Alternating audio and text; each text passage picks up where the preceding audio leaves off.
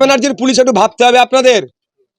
এটা একটা মৌলানা সাহেবের বাড়ি, ইসলামিক স্কলারের বাড়ি, প্রচণ্ডভাবে ধার্মিক পরিবার।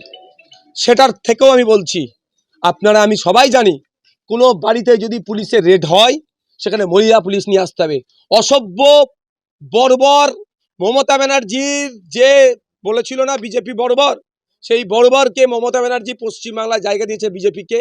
বিজেপির কথা শুনে রাতের অন্ধকারে মৌলানা সাহেবের বাড়িতে ভাঙচুর চালিয়েছে। শুধু নয়, কোনো মহিলা পুলিশ ছাড়াই, যেখানে তাদের বাড়িতে একাধিক মহিলা সদস্য থাকার পরেও সেখানে তুলে নিয়ে গেছে। এক অন্যায়, বাড়ি ভাঙচুর করেছে।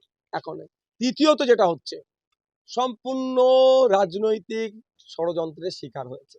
আপনারা জানেন গতকালকে এনআইএর কোর্টে প্রডিউস ছিল। এনআইএ কিন্তু আমাদের মোথাবাড়ির আইএসএফ এর প্রার্থী বামপন্থীদের সমর্থনে যিনি দাঁড়িয়েছেন, ইভিএম মেশিনে যার 4 নম্বরে নাম এসছে, মৌলানা শাহজাহান সাহেবকে দ্বিতীয়বার ফার্দার ইনভেস্টিগেশনের জন্য চাইনি, অর্থাৎ পিসি চাইনি। এটা থেকে ক্লিয়ার একটা জিনিস হচ্ছে যে আমাদের মোথাবাড়ির প্রার্থী খামচিনের তিনি এই কোনো খারাপ ইন্টেনশন প্রথম কথা ছিল না, দ্বিতীয় কারোর সাথে যুক্তও ছিল না। সরাসরি তৃণমূল ভয় পেয়েছে, তৃণমূলের প্রার্থী এখানে হারছে, শাহজাহান সাহেব এখানে জিতছে, প্রচার টোচার না করতে পারে। টার্গেট ছিল নমিনেশনটাই করতে দেবো না, মেন টার্গেট ছিল নমিনেশনটাই করতে দেবো না। কারণ যেখান থেকে তুলে নিয়ে গেছে তারপর থেকে পরিবার এবং আমরা রাজনৈতিক দল হিসেবে যোগাযোগ করতে চাইলেও আমাদেরকে দীর্ঘক্ষণ বলা হয়নি এক্স্যাক্ট লোকেশন তার কোথায়। তাকে বিভিন্ন জায়গায় ঘুরিয়েছে।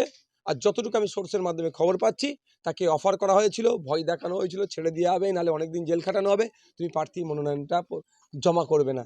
এই টার্গেট কিন্তু তারা সাকসেস হতে পারেনি। আমরা আইনি লড়াই করে তাকে নমিনেশন করেছি।